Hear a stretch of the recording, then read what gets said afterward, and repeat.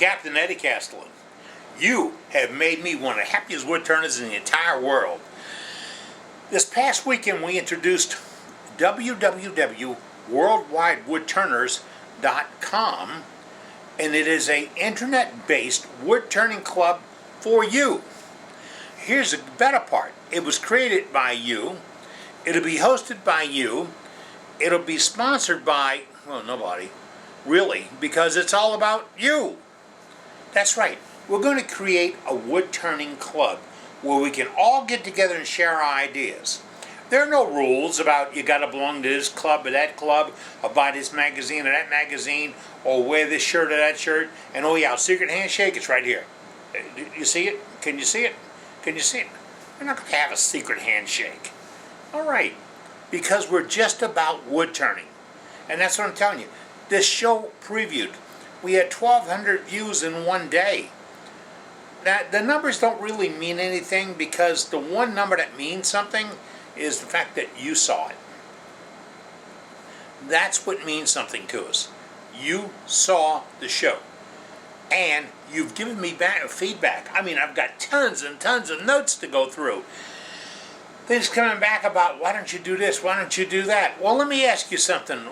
Why don't you just subscribe to our Woodturner, www.worldwide woodturners on YouTube. Get our internet and lock in right there. Subscribe. No money. No money. Gotta remember that this is free. And that's what we're going to do. And it's not a challenge. I have to explain that. I'm not saying one club is better than the other club. I go to magazine stores with a whole rack full of books about wood turning and wood and cars and bikes and everything else. Everybody's got a different opinion on stuff in a magazine. Well, we have a different opinion. We have your opinion. That's right. So if somebody says, how can I do this with CA? I'm going to ask you. And how we're going to do that? We're going to do a recap. Right now we're saying the rough cut's going to be on the first of the month. And the second sanding is going to, or the second turning, is going to happen later on in the month. And we'll recap all those questions you have. So, right now, if you got any questions, stay tuned. Here's the first meeting of WorldwideWoodturners.com.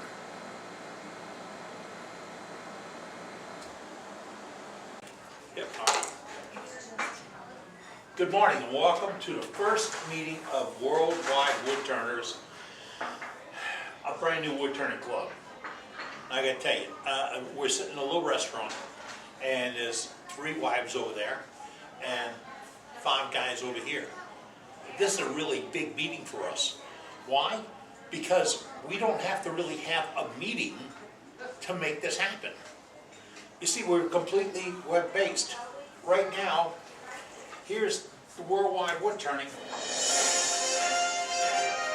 Yeah, that's it, right there. What you've been looking for is on the computer. 24 hours a day, 7 days a week. And the beauty is, if you want to hear it again, you can hit the replay button, or the backup button, or whatever, or the stop it and take some notes button. I don't think you can stop a club meeting and take notes. It hasn't worked out for us in the past. But we did this because the 6 guys sitting here all happen to belong to another wood turning club. And that's great. You see, this is not to replace a club. It's like a magazine rack, where you have more than one magazine up on the rack. We want to be that second magazine or third magazine that people can go to anytime they want to, day or night. And that's how you can be involved in this. You watch the show we did today. It's 59 minutes long, and it's got some features in it. It's got some tips, some tricks, a lot of talking from a little fat guy in there, but all that other stuff is in there. But that's what we're building on, and we're building on it with what you give us. I mean, if you come up with a way to put a better finish on an ink pen, and that's the artist of ink pens over there, and he'll come up with a better way, and the guy over there does some really nifty segmented pieces and all. You see, And we don't even have the advisory staff in the building with us. The advisory staff, or the advisory team, you correctly, the advisory team, one of them is here, him. He showed up early. It was breakfast. The advisory team are people that want to be involved. You don't get promoted, you don't get elected, you don't get selected. You just do it yourself. I'm seeing another guy from a club walking in right now on us. But you volunteer to be part of the advisory team. How do you do that? You see something we did, or we didn't do, you like, or you don't like. We didn't do something you want. We did too much of what you don't want. A criticism, a comment, a plus, a minus, it doesn't matter what it is. You, all y'all, drive the bus. Everybody does. My job is don't let it run off the road. That's all I'm going to do. It won't be dictated by, oh, I don't like to do baseball bats. He loves to do baseball bats.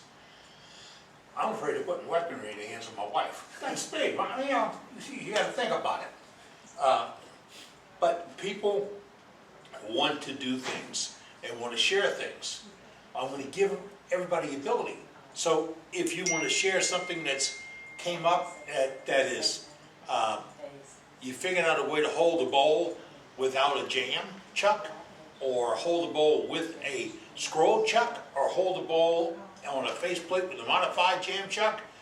I mean, we've all seen these people on, was it Russia, that do this turning, and they're using a jam chuck and an 80-pound block of wood to go back into it. Yeah, that's right, no tailstock, and they cut stuff out of it. How are they doing that? What's the art to it? What's the purpose of it? How do we get there from here? Well, how we get there from here is what we're going to talk about today. And oh yeah, you can comment too.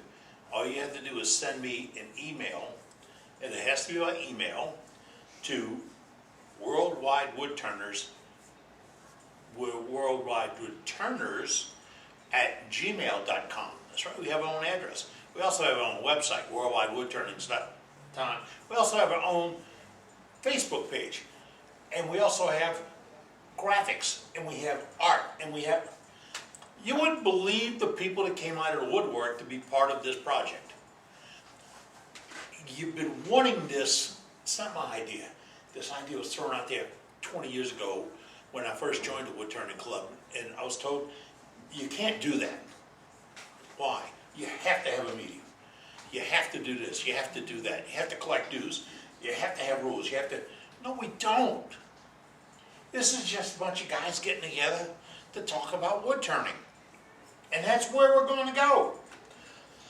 So today, I need to get some input from you guys about what do you want in worldwide wood turning. Where do we have to go? Where should we go? And it's your turn to talk. I gotta get my book up. I think the main thing is it's not a one-sided view or an answer. With the staff that we have and the people that's participating, if you think something else, let us know. We'll look into it and we'll give you, as they say, both sides of the story. Well, that's what we're supposed to do. Right. If you take the bus down only one road, you're only going to see one set of scenery. If we can go anywhere, we can see the whole world. And it's not a cliche. I mean, our advisory team talked about it. Ronnie is turned a couple of years. Come on over here. And he's okay. He's pretty good. I have Dale, who's an artistic turner. You see, I said that artistic turner. He's really not. But we've been to a shop, and he kind of freaks us out a little bit. Why? Because he works on a scale that is very, very exact. And what's that got to do with wood turning? It's going to teach you something about how to set up, how to lay out, how to plan out ahead and stuff. Because, hey, if you don't have a sketch, how do you build something? You don't build a building without having a drawing. And then we have Doug Doug's our military member. He's handling our Freedom Pens project and some other aspects. He's also helping us out in the, I guess it's in the west. Yeah. Ron's in the northwest. He's way up there. He's almost out of the country. We have Skipper. He's not with us today. He's building a house, of all things, young man. Lou handles our graphics. Jim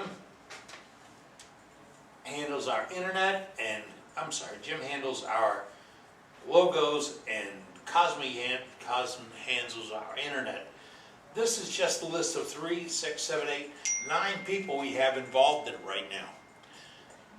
And we're going to get into this. You say we go multi-lanes, right? Okay.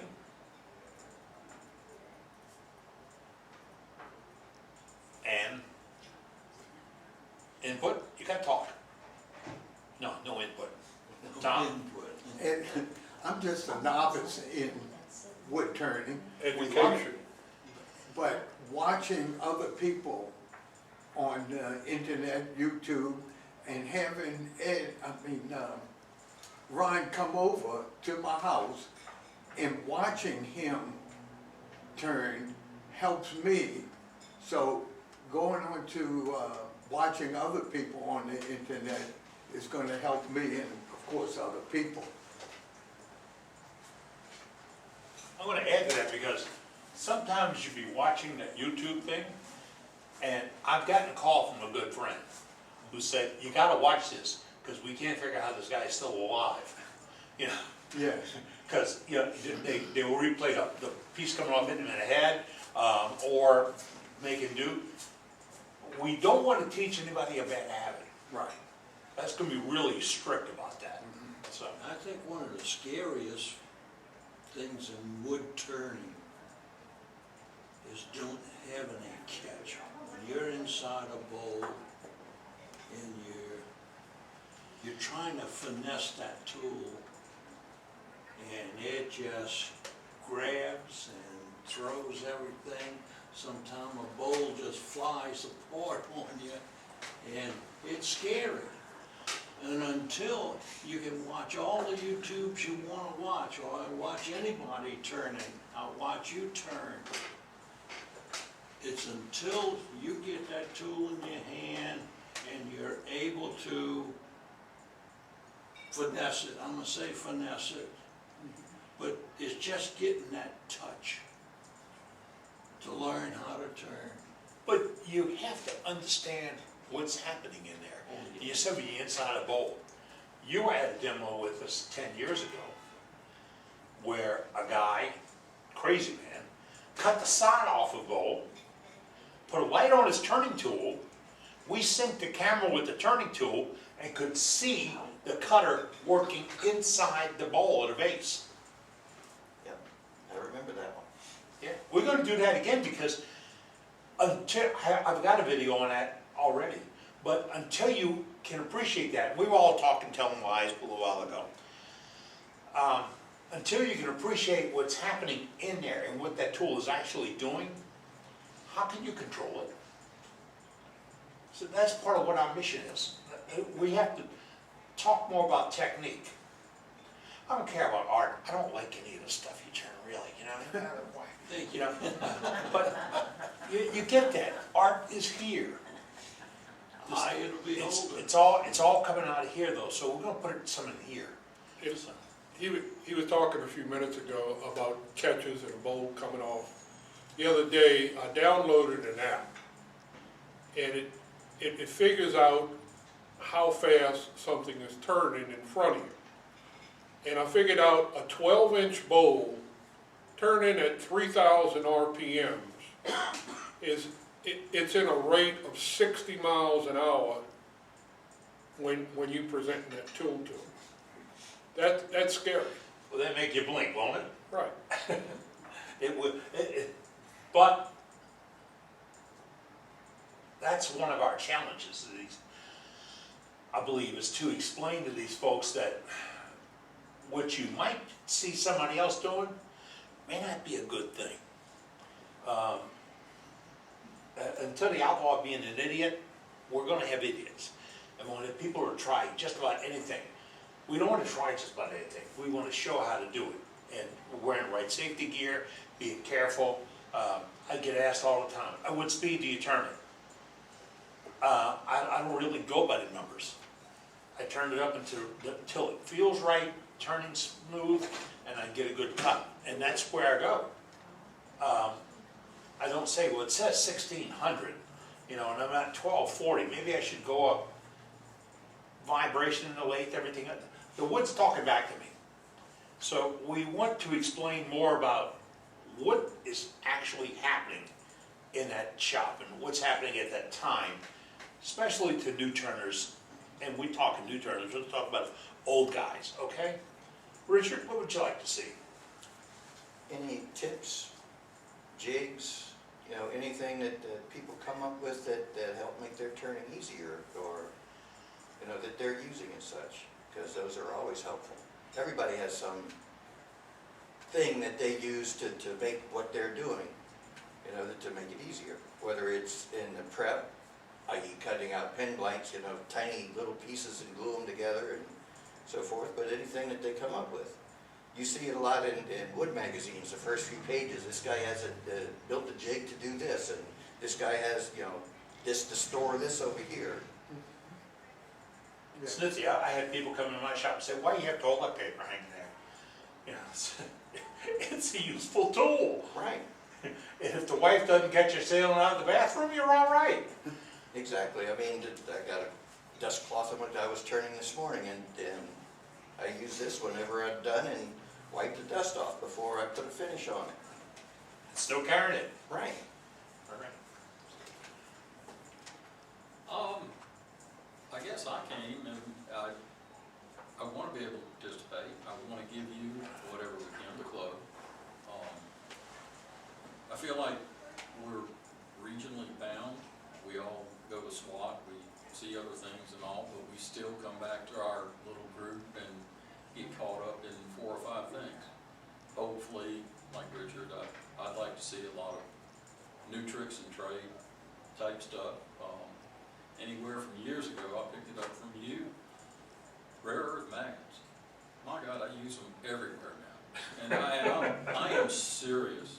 I've got sanding racks that hold my sandpaper that stick to my lathe that I can take off and put on the wall when I don't need them. But it's just a handy gadget. I know there's a lot of other people out there that do unique things. I'd like to see that. We had a discussion earlier, getting into more progressive tech, and everybody's getting a little interest in lasers. I know it's a swing away from wood turning, but it may be another signature method. Isn't swing away the way some people think carbide is a swing away? Or is it just another tool? It's probably another tool. Just in another the tool. right It's hands another of the tool right to person. use on what you're turning. You can Correct. embellish with it. CNC router with the right attachments. You can use it to engrave the side of a bowl. So, I mean, it's just another tool to use with what you're doing. Yeah. And don't want to mess with anybody's belief that this is a rigid art or a rigid hobby or there's some rules and we don't want to go outside of the rules. 15 years ago, one of the national organizations said that artistic embellishment was not wood turning, and didn't like it on a picture thing, on their forum. I remember when I first started in the club that I heard people saying that, embellishing with this or that or whatever, that's not real turning. I think it's kind of swung away from that in the last 15 years. I got to say that I've taken a hands-on class with Stuart Batty, which was the first one I did, and that's where my turning took off, because he came and he showed, okay, turn your tool another 2 degrees this way to go down the edge of the bowl. And from then on, my turning's gone. I haven't had a catch since. I've done one with David Zellsworth, Cindy Droza, and twice with Jimmy Clues. I recommend anybody doing it with one of the pros. They do it for a living. But they all embellish. Well, I don't know about David Ellsworth, but I know Jimmy Clues he's super artistic with what things he comes up with. Yeah. And some folks miss the part that the embellishment is embellishing. You're just adding to the art you've already created. You're taking it to another level. And I watched the YouTube yesterday, I think Ryan sent it to me, and this guy was turning a little ornamental ball, but he was using a V-shaped wood chisel, a carving chisel, and he indented this ball, and then when he cut the center out, those indents became holes. And I've never thought about doing it that way. And I'm thinking, wow, I think I have carving tools from when I was a little bitty kid. And I sharpen them back up again and play with it because I can do that. It's not that labor intensive. And whatever I do, you can't do. Because it's going to be my eye driving where I'm going to go. And your eye's going to drive you where you want to go. Exactly. So if you show me what you did, I'm quickly going to sketch down a drawing of it and try to figure out where it's at and how you got there. We all do that. What's the first thing a woodturner do when he picks up a bowl? He puts his finger on the inside. Pick up a vase, you check the inside. Well, you roll over, look at the bottom. Normal people don't do that. Woodturners do that. So we want to get to where we can see more. And that's part of the gallery thing. There will be a gallery in every program. There's one in this one where I've solicited photographs from people who have turned wood, made what they feel to be the best wood turning in the world, because in their heart it really is. In my mind, it is your best work. It's okay with me. I can't grade you. I can't say you're a beginner and you're a novice and you're a pro and you're this, you're that. We don't have the right to put that label on anybody at any time. And I don't think it's something we can earn. So we're going to try to take everybody that's out there, every pro, every novice, every seasoned turner, and oh yeah, we do have professionals that have volunteered to give us bits and pieces for this program. The professional turners that charge for demonstrations have said, hey, can I produce something for you? Yeah, we have some rules, but stay within the rules, we're all right. What would you like to see? Well, I always enjoy going to the different symposiums to learn new techniques and the jigs that people use, and I enjoy learning anything, I'm not really into the artsy stuff, I don't do the real thin stuff. That's our work. I'm more of a round and round bowl turner, spindle turner, and I'm just content doing pepper grinders and bowls and that kind of thing. I'm always wanting to learn something. But if somebody out there can teach you a little something else on it. My wife and I went to dinner with a couple, and one of the couples on our advisory team, and there was a corkscrew type pepper mill on this dining room table. And my wife picked it up, looked at it and said, wow, this is nice. You did this? To the husband, the male. The female says, no, that's my work. You talk about quiet. Room got real quiet, real fast. Yes, it was her work. She had done what we talked about. Learned a trick, learned a tip, took a lesson, like you talked about. Did a demonstration at a club, which was very, very nicely done. Took input from the club and said, well, when I did this one, I did change to that round file rather than the other one, and to make those ridges more uniform. Here, they were doing a demonstration but taking tips from us, because we were in the audience being a peanut gallery, and that's what your job is out there. You're the peanut gallery. So if he's a round and brown bowl turner, which is a great description of it, and you like to do utility bowls, I had a call yesterday from a guy that said, I want to do a utility bowl, I want to put fruit in it, put it on a table, but I don't want the chemical reaction of the finish. What can I do? Well, I'm going to throw it out to the advisory team, and I'm going to get all the input I can, and then I'm going to throw it out there in front of everybody when we have this recap. We're talking recap. Recap is not the way we're gonna go. The first program of the month is to be called the rough in. Unless somebody changes it, it's gonna be the rough in. We're gonna rough in the program for the month. We're gonna put the program out there and show you tips, hints, tricks, at least 2 turning projects that we can, and things like that we grow on. And then we're gonna do a second turning. The second turning happens 2 weeks later, and that gives us time for you to get involved in what's happening and tell us what we missed, screwed up on, need to know, should have known, or got totally wrong. It's all right. That's what it's for. You see, you can't get that someplace else. And it's not a forum because that's a road I don't want to travel. And I don't want to do it as everybody's an expert. Send it in, the advisory team will look at it, we'll cull through it. If it is way, way out, we might leave it alone, but we'll mention it. But we'll leave it, we'll handle it as it comes. But the thing is, if I got your idea on how to do a round and brown bowl to put fruit in on a kitchen table, I'm better off than if I guess at it. Wouldn't I? I mean, that's what we're looking for. Now, you do segmented work. Yes. You're the segment king, I believe. Been called so. Yeah, I think he likes to be called that, yes. There are a lot of people afraid of segments because they can't understand the math. They're afraid of what's right there in front of them. And I saw a demonstration at SWAT this year. Did you see Andy Chin at SWAT this year? And he explained his sled.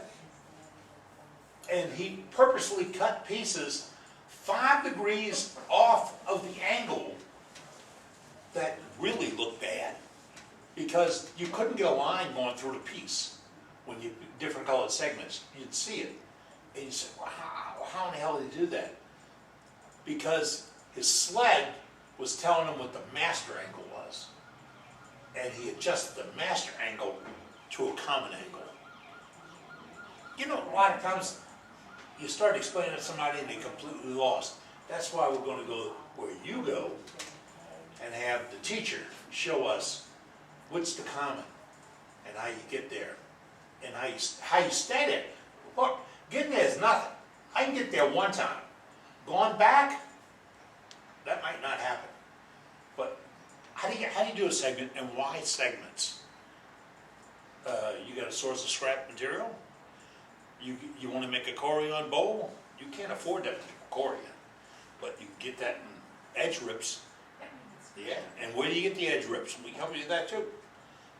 And cutouts, sink cutouts, and all that. You see those parts and pieces right there. You go get them, and we're going to try to show you what to do with them, how to grow with them, how to finish them. Finishing is a big part of this world. What do you use for a finish, 9 out of 10 times? Super glue. Super glue. Sticky stuff. Yep. All right. Works out for you. On pins, use very thin, and on most bowls now and boxes, I do mostly boxes, is the Parfix, the slow setting. And then I use the polisher to polish it back up. That's right. That, 10 years ago, that wasn't even a technique. No. I saw a demo at a place, and that's how we grow. That's how we will grow. Is somebody did a demo showing the good, the bad, the ugly. Yeah, before that, I did that, I used tongue oil. Yeah. That was mostly what I used. I like shellac. It's shellac. Shellac. Fan of shellac. First coat, put on, and then I go with a lacquer finish on top of it, majority of times. Yeah. But each their own. Mhm. I mean, you just learn as you go. Yeah. You say you're using Parafix. It's Parfix for finishes on bowls because it is a thicker product. It gels slower, or congeals slower? Would it be a good put it? That would be a good way to put it. Yeah, okay. It's not like, I mean, thin is that fast, or even faster. And if you do this one, you have a chance to work it a little bit. Yep. And then when it does, you do accelerate it a little bit and it sets up, you can polish it like plastic. Exactly. And you get a super gloss finish on it, and that's what attracts the eye. Yeah. Now, if you don't want the super gloss finish, you can always do that finish and then take a Scotch-Brite. Yep. It's not Scotch-Brite, Brillo, 3M Brillo pad in different grades, and re-scuff it, because the brilliance is coming through the transparency of the finish. So you knock down the transparency, you won't get the reflection from it, but you'll still get the color of the woods come through. That's another thing we want to target is, you turn something and it looks rough, like you turn something you think you need a brick to sand it with. You know, what's wrong with this wood? It's not always the wood. It's what you're doing to the wood. You said you went to a class with Jimmy Clues. Yes, twice. Twice.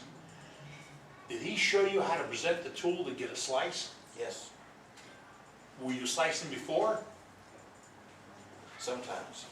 Ah, honest. See, honesty does pay off. Sometimes. Maybe an Sometimes. accident. Accident mostly. Then once he showed the tool angle and where the bevel is, and to get the correct tool angle, how to present it to the wood.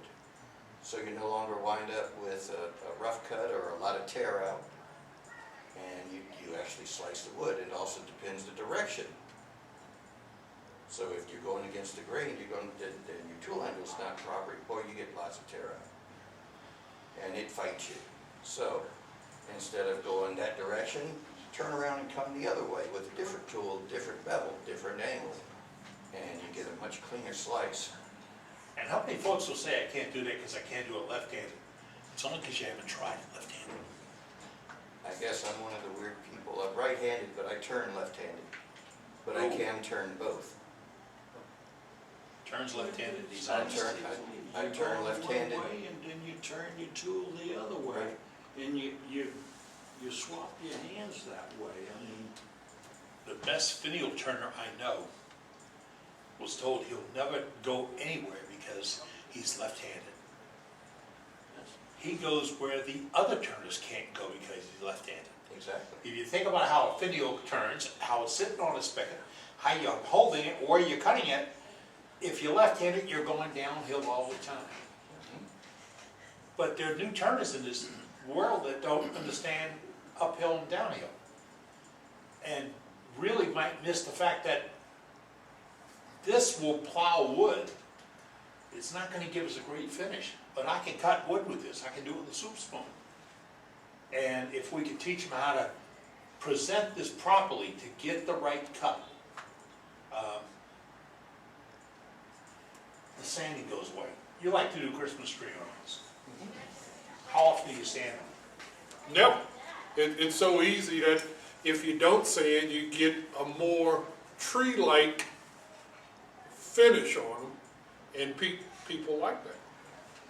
So, And your tearing is improved to where you're now doing cutting, slicing, versus tearing. well, that's one of the things with this club, that if you're watching this, if you're having a problem with the tool, let us know. We're going to work on that. We're going to show you. If we don't do it, somebody that we know will be there showing you how to present the tool, what to do, and how to do it. He was just talking about finishes. You're going to see many finishes on this show. I personally kind of fall like he falls. That Parfix, is that what it is? Parfix. And we're not sponsored by Parfix. This is just what I use and what he uses. Nobody's saying anything. But the Parfix that I use, and we're gonna show you this, number 3408.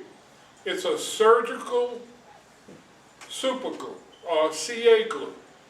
And the viscosity of this stuff that we're using is about a number 5. Normal CA glue is somewhere around 100. So this stuff is so thin, and the way we put it on, it's the easiest finish you'll ever use. The main thing when you're doing your sanding, if you sand to 800, when you're finished, you're not going to leave any sand marks on the piece. You don't have to seal the wood or anything. You blow off the dust, wipe off the dust, and you come back with this Parfix 3408. You flood the piece, and when you finish, you come back and wipe it dry. When you wipe it dry and you think you have it all off, you stand back about 16 inches and you hit it a mist of activator.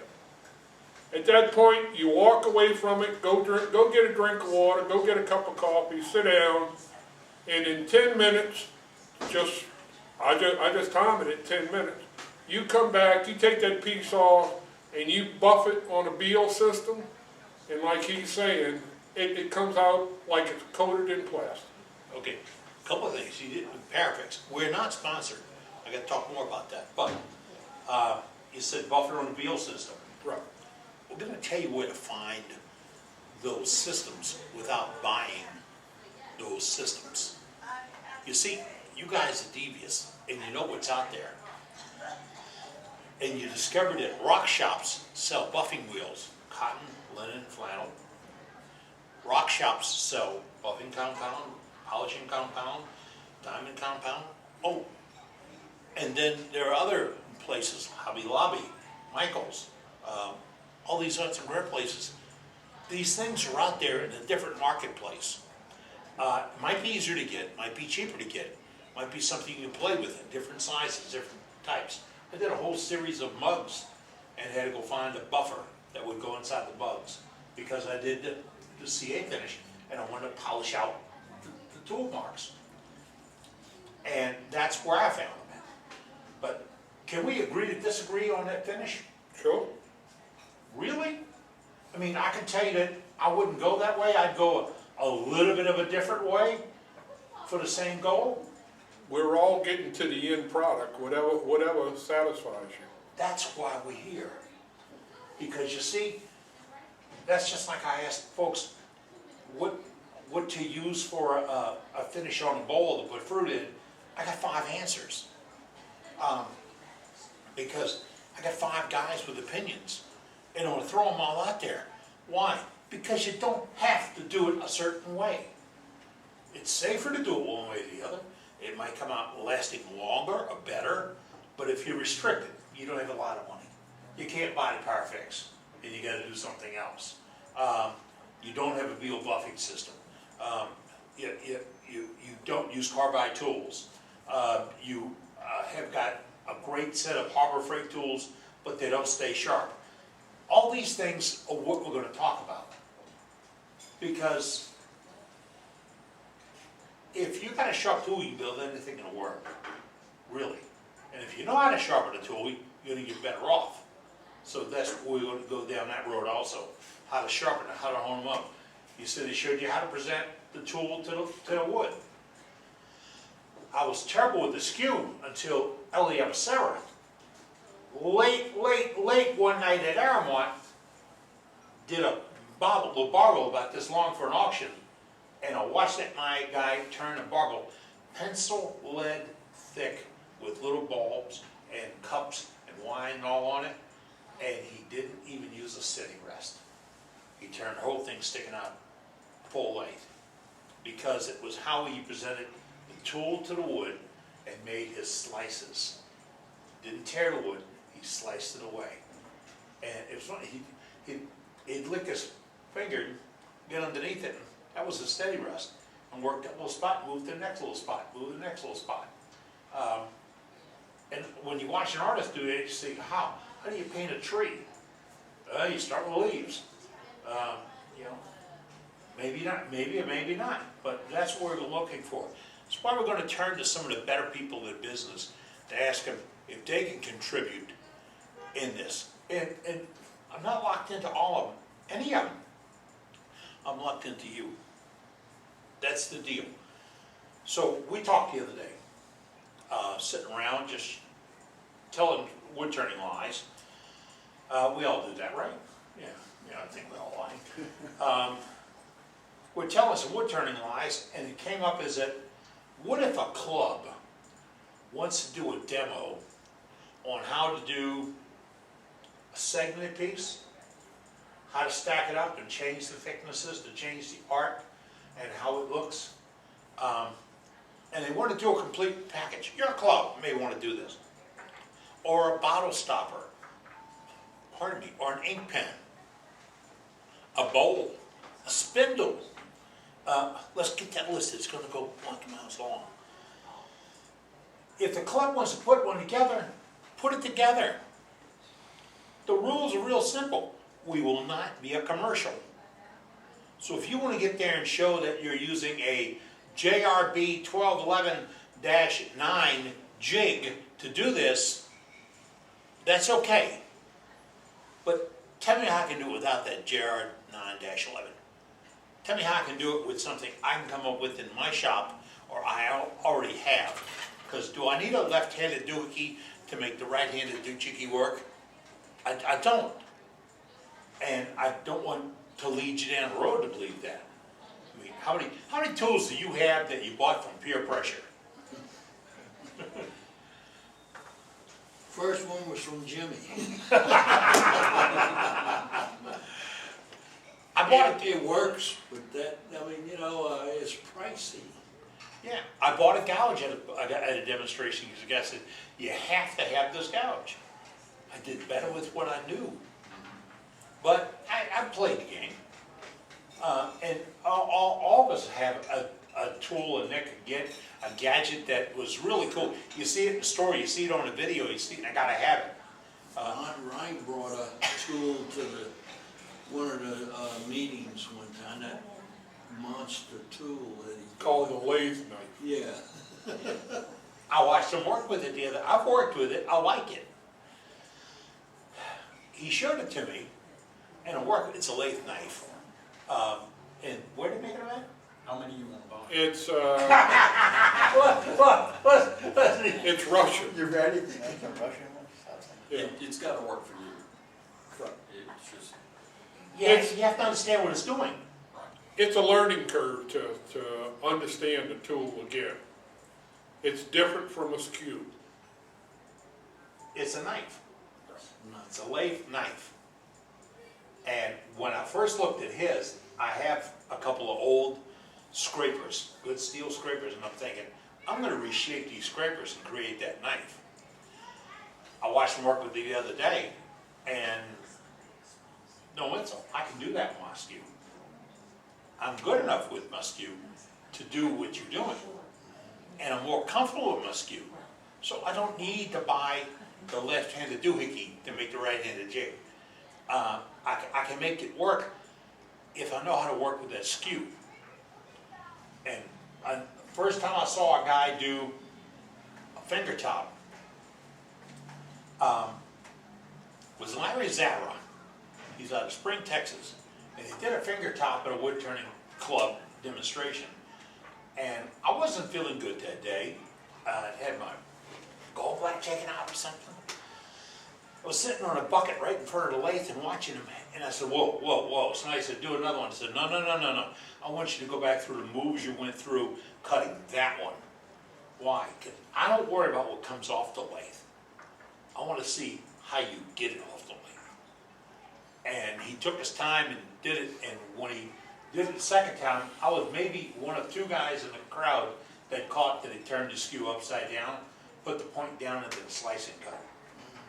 Because he had absolute positive control. He was taking a face off that top that you could read the newspaper through. And he was constantly doing it, cleaning it all up. And just watching him work with that and thinking, I've been at this the wrong way. You know, I put limits on it. Well, we don't want any limits on it. we want to take all limits off, so we can do it. All right, one more time around the table, what would you, if we had to make a change right now and do something totally different, what would you do? I don't know, but yeah. All right. I gotta think about that. Think about Say it. do something different. What do you mean by, Would we add to what we do? Would we, you do baseball bats. yes, Do you do any bottle stoppers? yes, I got into bottle stoppers. Yeah, you see? And people say, well, that's a novelty tool, Mhm. toy. Do you know there's as many hard finishing steps in a bottle stopper as there are in a complex project like an ink pen? Really? And if we can expand that horizon, I mean, what do you slice it, Yep. you sand it, you prep it, you finish it, then you polish it. Yep. Do you do anything different to a bowl? What about duck calls? What about duck calls? We're trying to get into duck calls now. Oh, that's easy.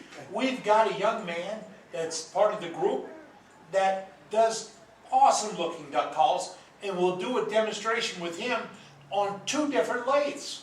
Okay. Yep. He'll I've do seen a his spinning work. lathe and a I've done- CNC. I've done duck calls, I still have kids to make up, but he's fantastic. He is a young man. Yep. The future of this industry, this world is in the young people that are coming up behind us. But you take everything you put into the baseball bat and you put it into bottle stoppers. And everything you put in bottle stoppers, you put it in ink pens. Everything you put in ink pens, you put into segmented pieces. Everything you put in segmented pieces, he puts around and brown. And then we give it to Ronnie. Oh, well. Really, if we can just expand what we understand every time we can, by sharing information, I think we'll get on the road.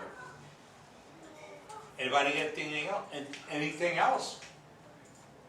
Open comment time. Won't hurt my feelings, trust me. This is probably one of the most wonderful days of my life, so. We need to take this show on the road, like segment turning, okay? Go to Skipper's shop.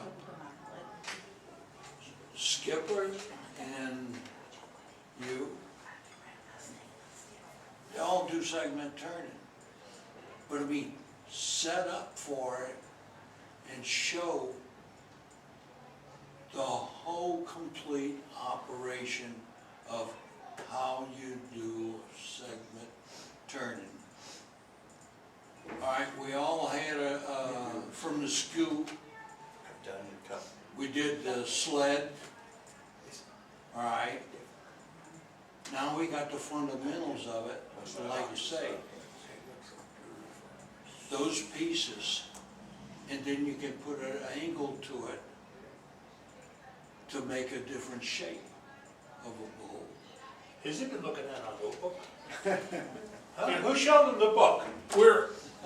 We're going on the road this week, and the gentleman that he's talking about lives in Napoleonville, Louisiana, Yep. a low country town. The shop that they work out of is an old house that his wife grew up in. It was built in the 1800s. We're going to show you the house. We're going to show you the construction of the house. The gentleman that we're talking about has a group of about 6 guys that they get together every week. Every week they design and cut out a segmented bowl. Everybody goes home and everybody takes it from that point and puts it together. We're going to bring you there, we're going to show it to you, and we're going to show you the hints and tricks of putting together a segmented piece. A lot of people will do a segmented piece, but when it comes to the bottom of that bowl, they cheat and they do it differently, or they'll put a plug in the bottom. These guys do it where you just look at it and shake your head and wonder how they do it. So this will be coming up in the near future. Now, here, the deal on this, Y'all okay back here? the deal on, you said she'd go to the shop and look at it. if we did this at a club meeting, we'd be there for 3 days on Sunday. Right. But with the beauty of that camera, we can cut it down to a 20, 25-minute presentation. And we show you how the sled was made, what the layout is. That could be a tip or a hint. And then how to use it, what saw blade to use. See, you didn't think about that. What saw blade you use will make a big difference.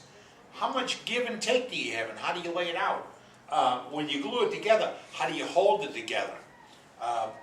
Who's the guy that does a lot of segment work? He was at SWAT this year. He did something with the pen turners back there. But he doesn't use clamps, he uses rubber bands. Right. Malcolm, yeah. Rubber bands, box full of rubber bands, put it on there. Why? It worked. His work is art, world-known art. But those are tips we can share with you. But you know what? You can't squeeze a gap out. You can't do that. Well, I thought I could. I turn a piece of segments, squeeze all the gaps out, put it on a shelf, and a year later, here, pow, across the room, and it fell apart. Because wood does what wood does best, moves. And all of a sudden, that little line of glue wasn't enough to keep it held back. I found one of my granddaughters crying because she thought she broke the bowl. You know, no, you didn't. It just broke. Don't worry. Oh, what happened? You know, they thought maybe they moved something and it fell over. No, God took over. It broke. So we're going to do just what you asked, but not just for segments. We have to do the same thing for turning an ink pen, because ink pens are something. This is one a troop made for me. In a return for a Freedom pen. When he got back, he made one. You got one that's turned in. The one we're using to sign in today's turned. The ones that are clipped in my book are turned. People do this. It's a club. Yeah, they get all over the place. We always carry a pen that we That's right. made. And suppose you can make one out of a no kit, the 12-cent pen kit thing. Put that out 10 years ago on the internet. And it's seen like a million times because, wow, you can do that? Yes. But now we refined it because of you. The self-powered sander came from a video that I saw 10, 12 years ago. I made one, showed it, and then I had a guy in Kingsland, Texas, tell me how to make it better. And then another guy told me how to make it in a different direction. So I got two little parts and made a $90 tool. And mine works better than that $90 tool does. And I don't have $20 in it. You know, but it's my tool. Can you show somebody how to build a tool or a jig or rig? How to save time and money? We're all on a budget. We're not the federal government. We all have a budget. So that's where we're going to go. Anybody else? Can't think of anything. All right. Thank you. The name, We need input from others, right? input, that's right. If you don't talk to us, we can't hear you. I think that's a pretty simple statement. Don't talk to us, we can't hear you. We will not be going commercial. We're not soliciting sponsors. I've heard from some really great people in this world, and they've offered to be right in there with us. I'm okay with it. We might be dating, but we're not real serious, okay? Which means I'm not going to get married to somebody to promote a brand of chuck or a lathe or a tool or a finish or a shoe or sunglasses or a hat or a car or whatever. Don't want to do that. What I want is what you have right there. You've got the knowledge of this business, this world, and what you're doing, and if you share it, you might see something that's kind of goofy on this video and you say, hey, did you ever try such and such? I watched them do those trees the other day. The tree you'll see on the video. And immediately said, hey, you ever think about sprinkling spraying a little glue and sprinkle a little, what was that, glitter? Glitter, and he wanted to run me out the shop. Why? Because he had it down to a brain dead little project he could do that he liked. And he said, now I gotta worry about spray glue and glitter? You know. But you know what? I got to thinking about they got a frosting thing for doing Christmas trees. Yeah. That's next year's version. Oh, I'm sorry, I didn't do your version on you. But it's things you can do like that to improve it, move it on one more step. Say you come up with that. You videotape it. Doesn't have to be high quality. Doesn't have to be 4K and all these numbers. All of that, you can do with your cell phone. Videotape what you have, send it to us at the email address, and then we'll take a look at it. If we can dub it over and put it into the program, we'll put a voiceover and explain what you're talking about. If you want to explain what you're talking about, I can be there. But that's what this is. You see, I just made you host. You came in as a member, and you became a host. And we can move you all the way up the line to top demonstrator if you like. In fact, we can get you on the advisory team. That can happen just any moment now, because it's your wood turning club. Remember that. The whole thing is your wood turning club. I didn't get a rule book. I didn't get guidelines. I don't have things, really I don't have things I can't talk about. Because he doesn't. I can't restrict him. I can't restrict him. Him and him and him and you. I can't restrict you. I don't want to. I want to get all that feedback. That's what's going to happen right here. It's called worldwidewoodturners.com. This was our first meeting. You don't have to come to the meetings. That's the beauty part. You know, all you have to do is be involved. Thank you and have a great day. Oh, get out and shop if you can. That's it. Thank Go you. to the shop. Thank you. Thank you, Ed. Sometimes you just can't get away with anything. And I'm not trying to. We produced the first show with only 2 weeks of planning and production. 2 weeks. There was no board. There was an advisory team made up of guys that wanted to do just like you want to do, learn about wood turning. Yeah. Well, the advisory team and we sat and we talked and said, okay, you turn on a lathe, you got to have on a shield. That's what we should do. Then you caught me. Yep, I did turn a piece of plastic without the shield on. Didn't realize I did it at first, but then later on I couldn't back and undo it. Shouldn't have had to. Should have worn my shield. That's what we're going to do. Explain to you the good, the bad, and the ugly about wood turning. That's all we can do. It's your club. As you've heard, everything you want is going to be here. Everything you need we will try to find. Every question will get an answer, and every answer will be weird. That's all we can guarantee. Hey, we're just wood turners. That's it. So if you like this, subscribe to the channel. Look it up on www.worldwidewoodturners, all one word, .com, and that's where we'll eventually build our website. We have a volunteer putting it together. We have a Facebook page. We have a, what do you call it? Email address right here. So what do you do when you got something to talk about? You talk about it to me 24 hours a day, 7 days a week. Right here on www.worldwidewoodturners.com. Boy, you made me happy. You really made me happy. This works. I think we got something going here.